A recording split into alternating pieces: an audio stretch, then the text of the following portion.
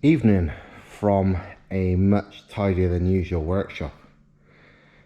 I've been useless at being a YouTuber as usual, so I've not filmed anything for days, even though loads of stuff's changed, hence why it looks way tidier and way different than last time.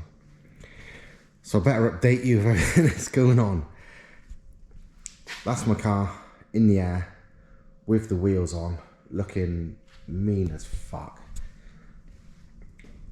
275s on the back, wheel trims, so looks like nothing from the side, but in reality these tyres are fucking beasts.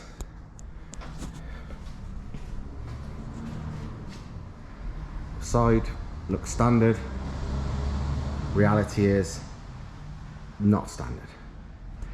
275 35s with wheel trims. Of course, they're alloys underneath, they're not steels, but to most people, they think it's running steels. But it ain't.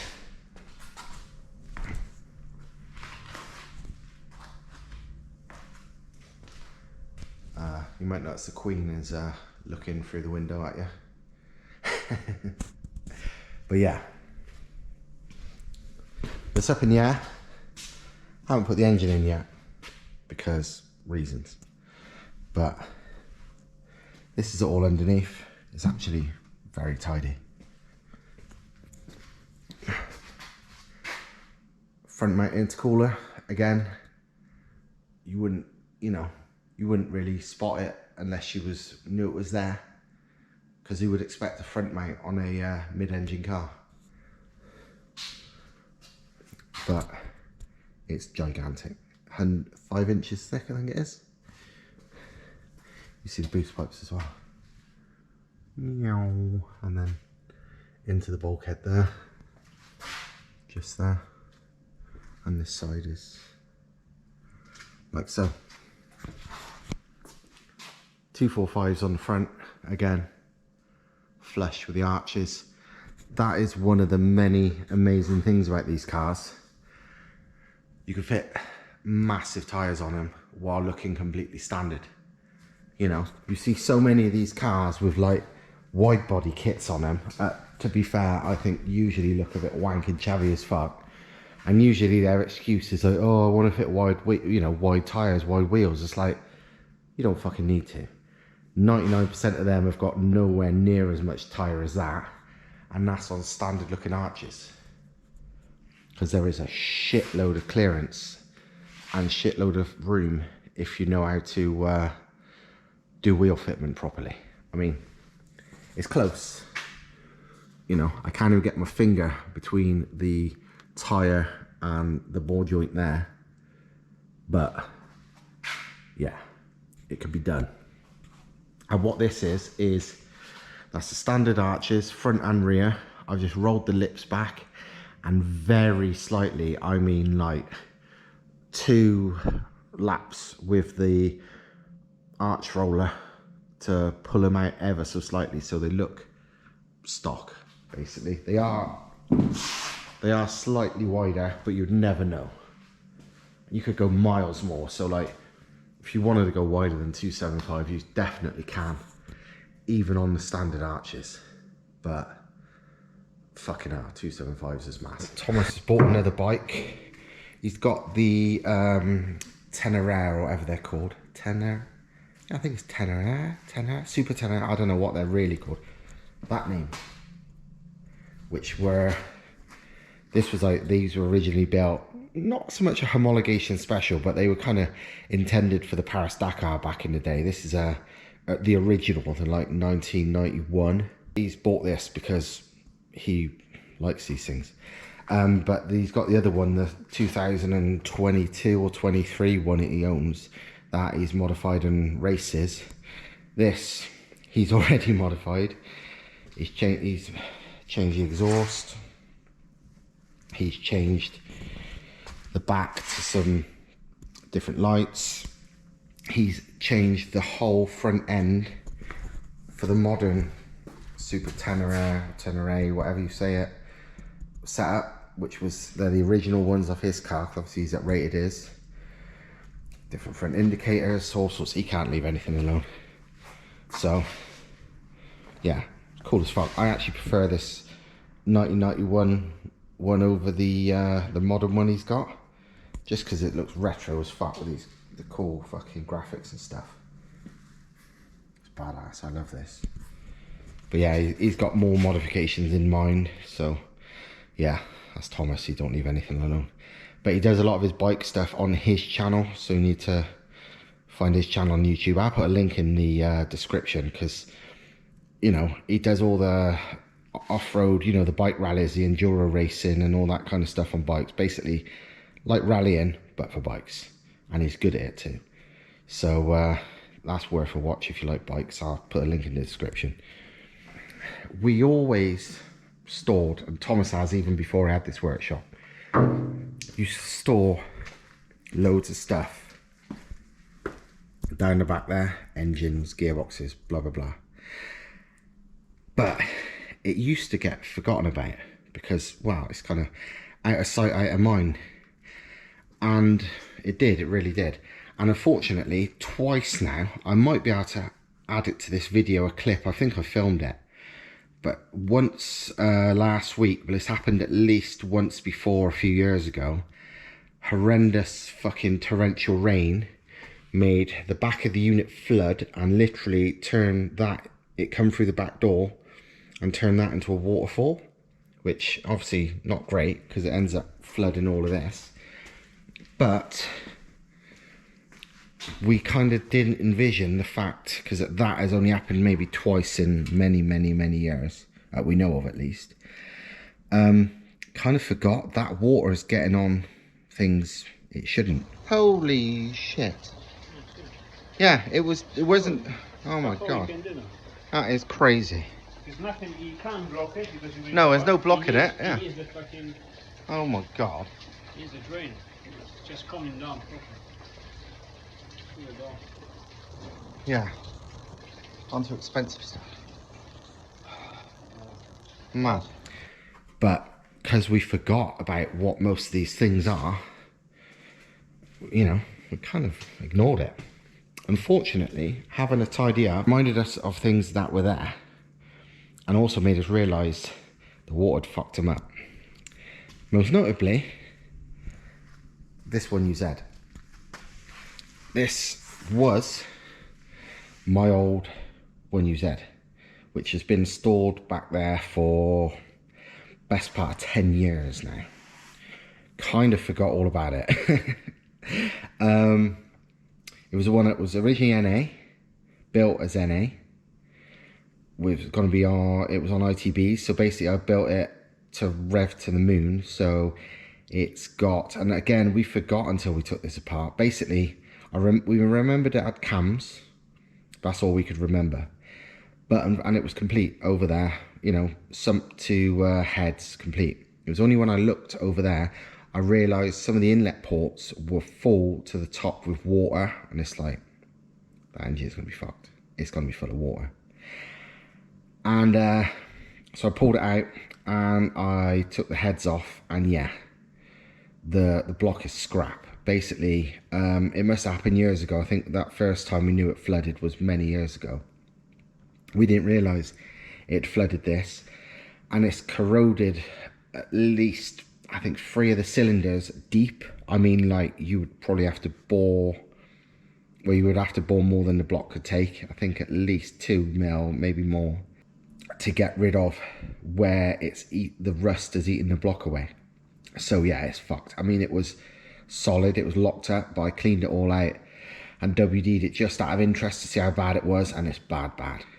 So, because basically it was built to rev to the moon, so like 286-degree cams. And what we forgot about until I took the sump off, because literally there's a sump here, again, absolutely mint.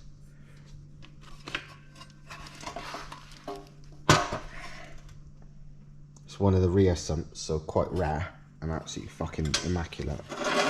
Well, as used 1UZ sumps going anyway.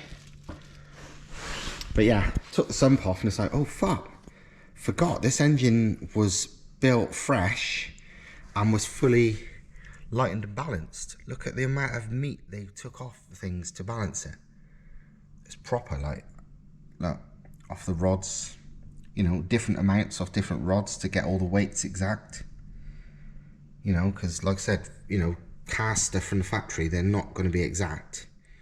So to lighten and balance this bottom end, they fucking properly done.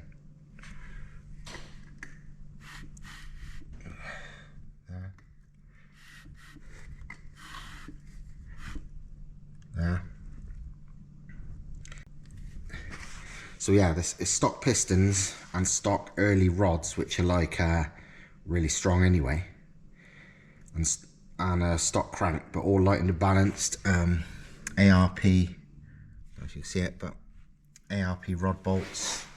These are 6-bolt main from the factory, 4 and the outer ones. But yeah, the block is scrap though, literally scrap.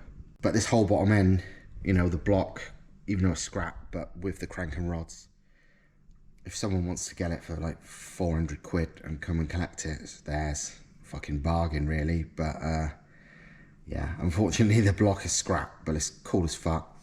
The heads, again, because they got a load of water in them, I took the valve springs out of them anyway because they're uprated ones, but the heads, they would have needed some work because some of the valve guides were really rusty, where they've been underwater for fucking about a decade. I've just thrown them away. It's not worth it. The heads aren't particularly valuable on these, and they would have needed work, so it's like, fuck that. Gutted really, because it was a good engine. I had it originally, it was NA on ITBs, and then it was like, you know what, turbo, because the NA on ITBs would have been good, but I don't know if anyone remembers right back then. You probably don't, but it had Omex management and brand new Omex ECU, whatever their top one was, and it was faulty. The ECU, it was fucked. It basically, 2 different mappers, Gregat Pro Tuner and Mk3 Motorsport, both tried to map it, both agreed it wasn't the car, it wasn't anything else, it wasn't the mapping. There was something wrong with the ECU, what was making either the injection or ignition driver, one of them, fuck up. So neither time could it have been mapped for like any half decent power. Like it wouldn't go over about 6 or 6.5 grand, and even then it weren't running right. But I had all kinds of arguments with Omex swearing to God the thing was fine, and it's like, no, the ECU's broken. These 2 people are clever, and one of them's a fucking Omex dealer. They're all telling you it's broken, and it was just, it was a battle with this bloke called Guy that used to work there as a technical bloke, blah, blah, blah, blah. And it was a fucking nightmare. And I got sick of it, basically. I mean, what would have been like an awesome 1UZ revving to, fuck knows, 9 grand, maybe more. On ITBs, it would have sounded fucking insane. It probably would have made best part of 400 horsepower as well, NA. It'd have been mega, but because of all this nightmare, I got sick of it before it ever even ran properly. And it's, looking back, it kind of angers me now. At the time, I was like, oh, fuck it. But right now, I'm like, oh, fuck me, that would have been off the head, mega engine. But never happened, thanks to these cunts. But I know the thing's wrecked. But there you go. But because of this, I got sick of it, NA. I was like, fuck this shit, I'm going to have a, you know, turbo. I'm always turbo. So that's what these manifolds are, which are also for sale. They're the Zarowski Motorsport ones that Thomas has always made, the 1UZ ones. He's made quite a few sets of these for different 1UZ swap cars over the years. Probably the most famous or common one is, what's the guy's name? Rupert something or other. He's from Belgium or France? I don't remember. He's got an IS200 swapped. IS200 with a 1UZ turbo and big turbo, and this manifold and stuff is a drift car, and it's fucking awesome. And he's been using it for years, and it's a proper beast smoke machine. And this is those manifolds. And yeah, these haven't got the wastegate flanges put on yet, because obviously it depends what you're fitting it to. Depends where you'd have the wastegates. These, you can see where they plan to be, but they're not yet. But it's divided T4 twin scroll. It's like, rather than a wanky log setup like nearly all of these 1UZ turbos, it's basically, well, both sides, 8 into 4 into 2, then twin scroll all the way. So yeah, these can make proper power compared to the typical 1UZ dog shit log manifolds that people run. But yeah, selling this as well, like 700 quid. Thomas used to sell them for like 1500 plus, 1600 quid. And these are like the last ones, but fuck it, just want it gone. And you know, you still have to do the wastegate ports, so it's an insane bargain. Because I mean, materials alone, because this is like proper thick wall stainless, it's not some bullshit thin stuff. This is that thick wall crazy ass shit. I don't know what you schedule 10, that's it, thick wall stuff, never break. And yeah, 2.25 on the after that, smaller before then, as you can see. And yeah, it's fucking awesome. If I'd not been totally put off 1UZs by the nightmare of having that Omex and shit, I'd love to do something with this, but no, I'm sticking with my 180s for now. This looks like the 6-speed O2M, like what's on the 180s that we fit. I thought it was too. Well, I knew it wasn't, but I thought it was the same bloody thing. This is an O8A, no, OA8. And it looks identical, you know, at first glance. It's 6-speed, it's off the later 1.9 TDI PD engines, like in Ibiza FRs and stuff like that. So like much later. So I don't know how old those cars are, but a lot newer than the typical 1.8T. And yeah, they look the same, you know, just looks like a normal O2M. So I thought it was interchangeable because I wanted the diesel ratios. I want to try the diesel ratios, hence buying this. And I was just going to swap the bell housing and done. I was wrong. These versions, the mount is different for those later cars. So this and this is different. You can't even swap the mount because it's different.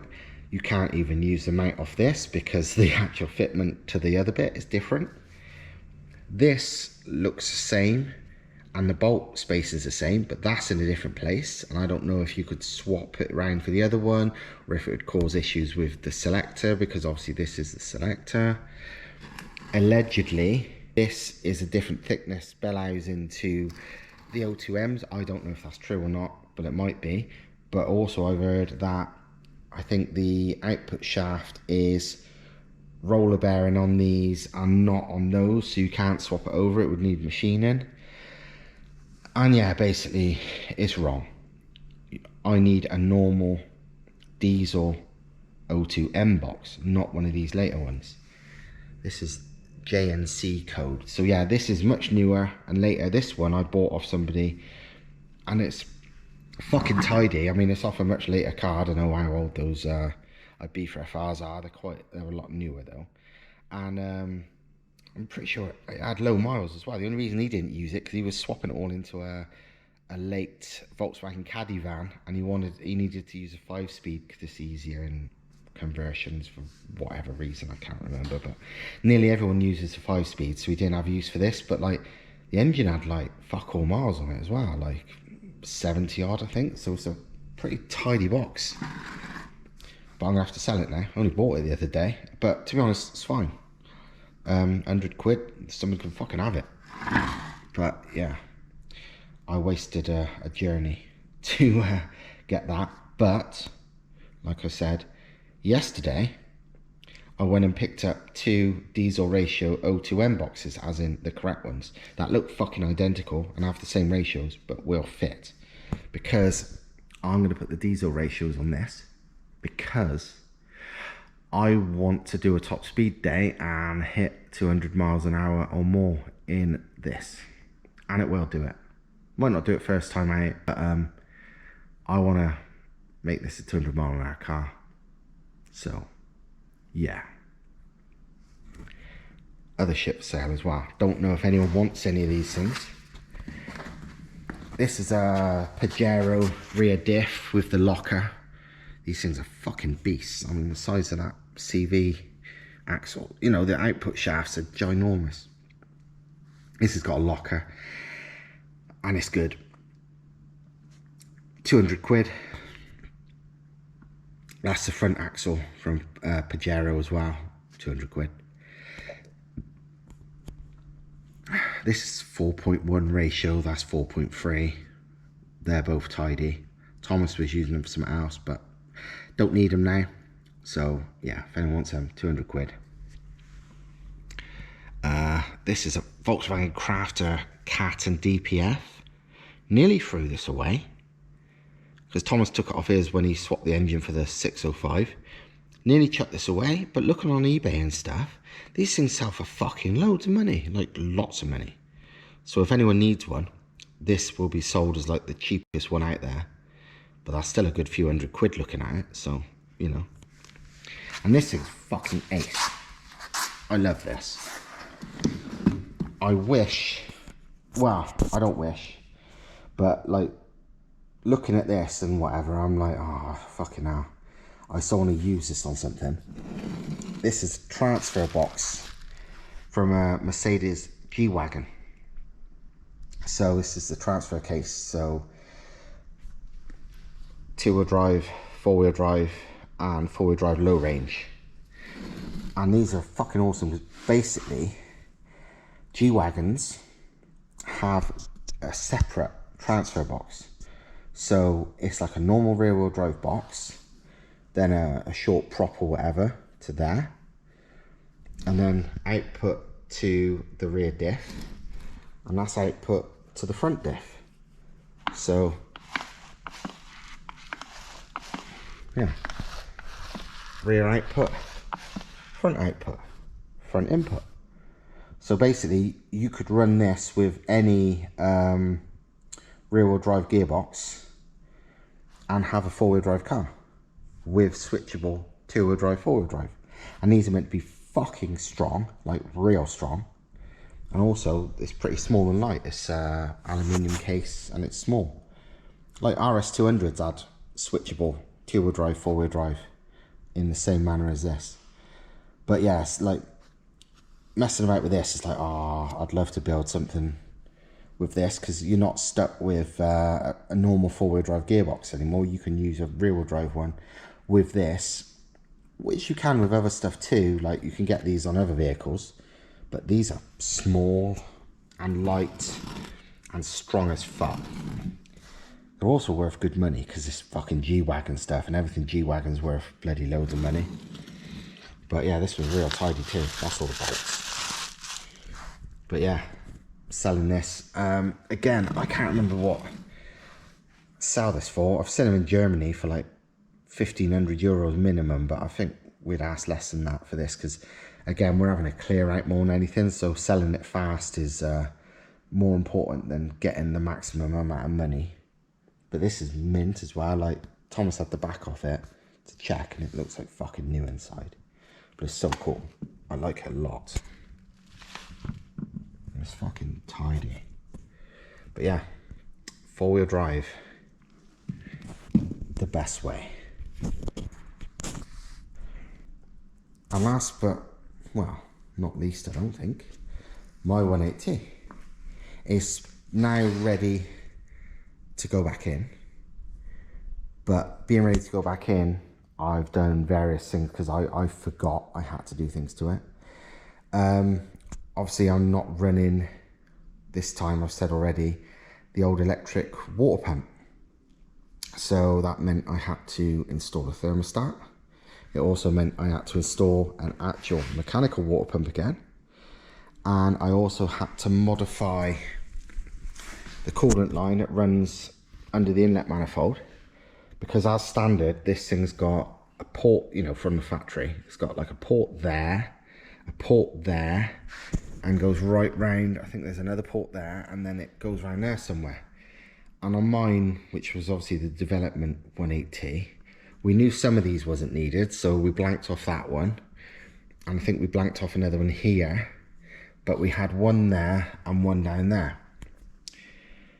But now Thomas has done more development on how the plumbing and whatever is on these. He's made it so much neater and easier, and realised the pipe literally now needs to come out thermostat housing, blanked everywhere, to just there, and that is it. So that's brilliant. So I've modified the pipe, basically cut it off there, made a little lip with my bead roller, and it's just gonna have a hose on there. So that's brilliant, because simpler the better with this kind of shit. Do you know what I mean? I like simple engines. So yeah, done that. Obviously I fitted an actual working water pump now, brand new one. And yeah, this is where things went a bit wrong. Fucking nightmare. To fit the water pump, obviously you have to take the cam belt off. Easy.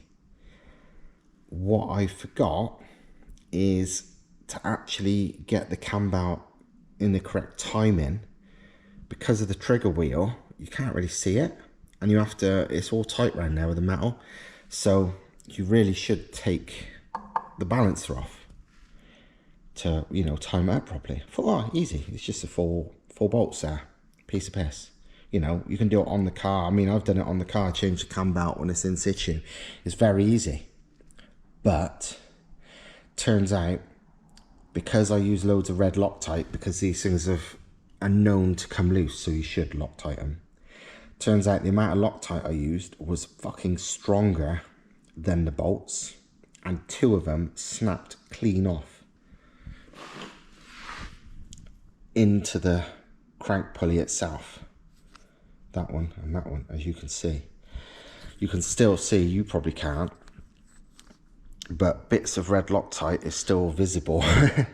So yeah, red Loctite fucking works, really works. But I didn't want to use blue, I wanted to use red, the strongest one, because you really don't want some fucking balancer coming loose and falling off at 8,000 RPM, because it'd be like a bloody ninja star, and it wrecks everything. I mean, people ruin their engines doing that, you know, these things coming loose and it trashing everything.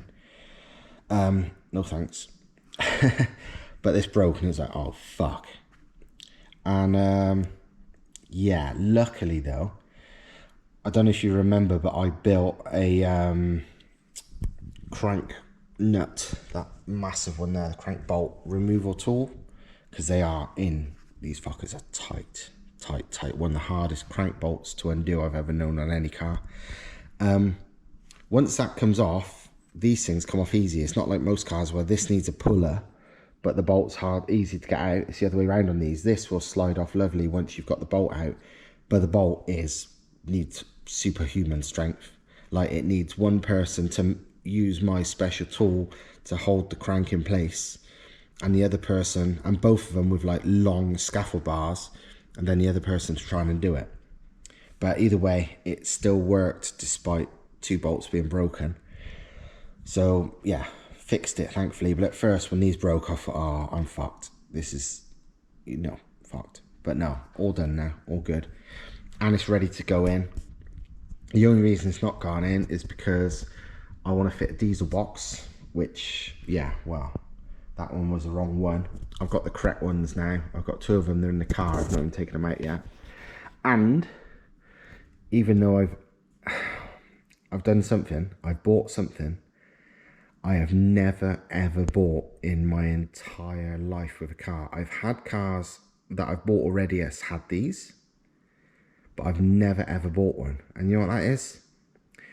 An aftermarket limited slip diff.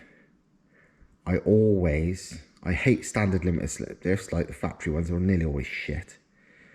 I hate open diffs, because again, one wheel peel, fuck that shit. But anyone that knows me knows I just weld the diff on everything. Every fucking thing, diff gets welded, and this always had a welder, and it's all good. It's still got the welder in it now. But I saw a limited slip diff for sale, a taught ATB, you know, taught by us in Jobby, for sale, real cheap, like real cheap. So I thought, fuck it, you know what?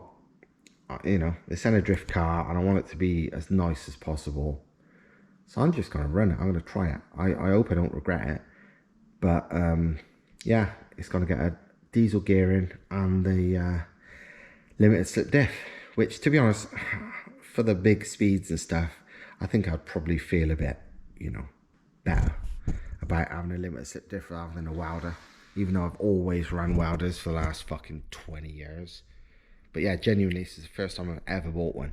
I've had aftermarket diffs in cars I've already bought like it, but I've always been the one that's like, don't be a pussy, just fucking run a welder, and I always have.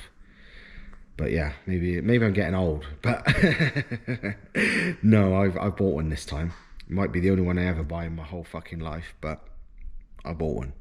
Another thing on the getting old thing, it's not really getting old, it's because I want this to be as fast as fucking possible. Anyone who watches like serious American drag racing, and to be honest, if anyone who truly knows like serious drag racing in this country knows that power management, aka traction control, but motorsport traction control, is like key to getting a big power car down the track.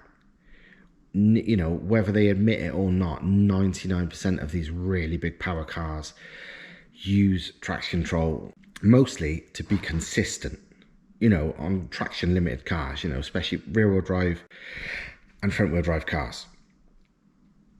They use it to be consistent, you know, a perfect launch, yeah, it won't help them. But 99% of the time, if with no form of power management, it'd just smoke the tires and it'd just ruin a run, which, you know, A, it's a waste if you've like only got a limited amount of runs, and B, if you're in any kind of competition, you're out. So they use power management to basically be consistent. So many of these cars who win these events in this country and certainly in America, two-wheel drive, well, front-wheel drive and rear-wheel drive, use it. So even on a run where the launch ain't perfect, it's not just completely wasted.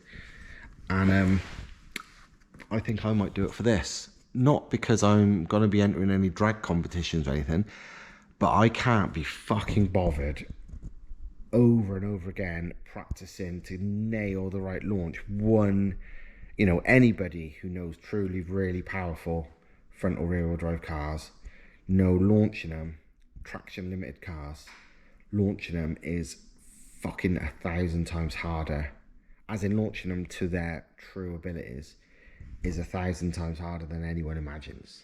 You know, this should, with the power and the weight and the grip it's got, it should run potentially low 10s, even high 9s with a mega good launch. 0-60 could be very low 3s, fucking maybe less, who knows. But it would take a fucking nailed launch, which takes a lot of practice, and I'm not that kind of fucking person. So I really fancy getting some motorsport traction control for this thing, just to make things more consistent. Nothing else, purely because of that. So that's another thing on my mind, but I've not bought anything yet, so I'm just telling you a fucking story right now. But yeah, also the OM606 out of Thomas's Sylvia race car is now sold, so we're taking that out in a day or two because it's got to go to its new owner. And this, almost certainly, and I'm kind of glad because it's cool as fuck, Thomas is, unless somebody offers him loads of money, he's got to keep it, and we're going to make it back to how it should be, like a mid-engined petrol turbo 4-cylinder track monster, you know, because the engine used to be pretty much under the dash, like a lot of Australian sports cylindrical race cars are and stuff like that, because it's the way to go. Front mid-engine, you know, the front of the SR20 it used to be in, it was about there, like 2/3 of the engine was under the dash. But yeah, it's gonna go back that route, maybe not anytime soon because we've got, you know, business to concentrate on. But yeah, and I'm so glad because look at it, it's cool as fuck. It's fucking badass and it's a hell of a spec. So unless someone suddenly waves 20 grand in front of his face or something, then this will be coming back with a petrol turbo 4-cylinder engine, mid-mounted. And yeah, that's it for now. Yeah, just an update of all the shit we're getting up to, which is loads of stuff. Once we've got the engine out of that, or maybe sooner, we'll be plonking the engine in this, which won't take long. Easy enough. Everything else is ready. But obviously I've got to wait for the diff to arrive. I've got the boxes.